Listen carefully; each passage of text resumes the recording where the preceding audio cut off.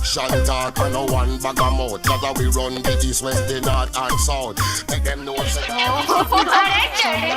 दादा ये देखा नहीं की चाची थे। action talk and no one. अरे बुढ़वा देखी का राजा राजा आगे नहीं बाबूजी। कहाँ बजी बाबूजी? ईसा कहाँ रे?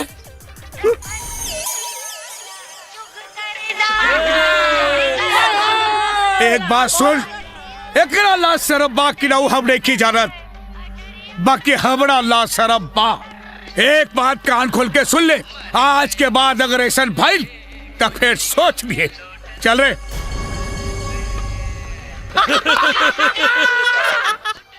डाली डाली इस सब कहाँ हो रहा बा? दिखता नहीं है क्या? एक्सरसाइज कर रही हूँ। अरे तो ये छतवा पे जगह मिलला और कहीं ना जगह रहा। क्यों? यहाँ पे क्या बुराई है? कौनो बुराई नहीं खे। बुराई यहाँ ना तोरे छोट छोट कपड़ा में बा। देखा कैसे लोग आँख फड़ फड़ के देखा था ये गाँव में शहर ना। अब सब लोग देख रहे हैं तो इसमें मैं क्या कर सकती हूँ? Action talk and no one bag of mouth. Cause we run the east, west, the north and south. Make them know say that them can't get me out. सुना डाली, Here I get talk about. अब तो के क्यों घूर घूर के देखी तो हमके अच्छा लगी। चला ना।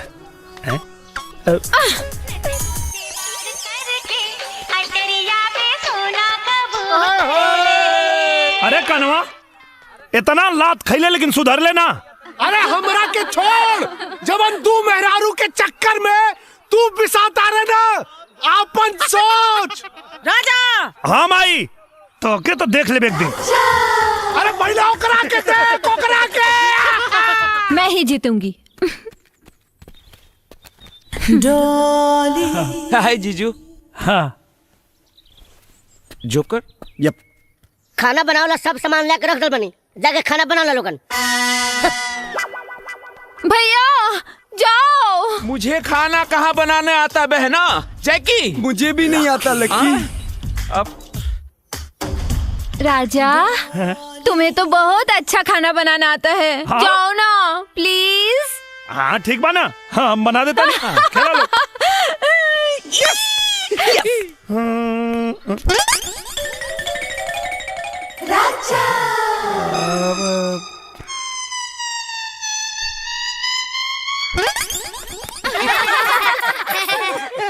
ओके। क्या हो गया? अब वो आज एतवार है ना तो तो आज हम खाना ना बना सकेला। चुनमुन जी दादाजी। अब तरी तू जा। ठीक बात दादाजी। हाँ डॉली आंटी आपको खाना बनाने नहीं आता है ना? नहीं, मुझे खाना बनाना आता है। नहीं आता है मुझे खाना बनाना आता है। तो फिर जाओ बना के दिखाओ।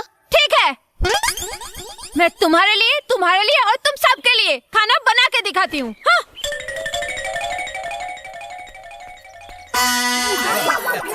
घुघरू हाँ मालिक। खाना चुनमुन डॉली।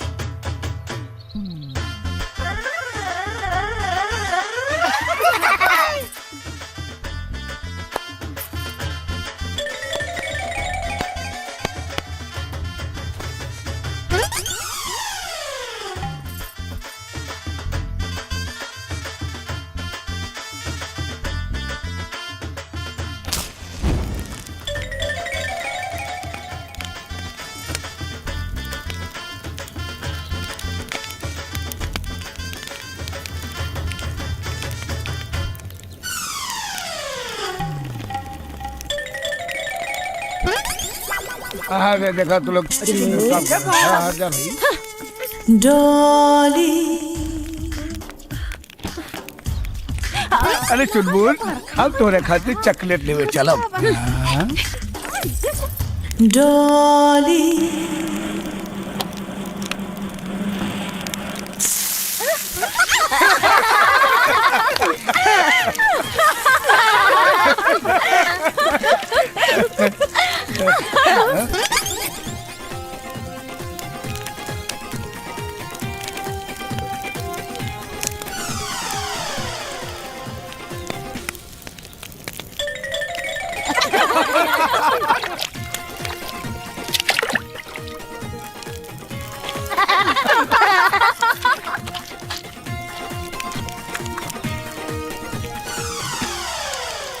डॉली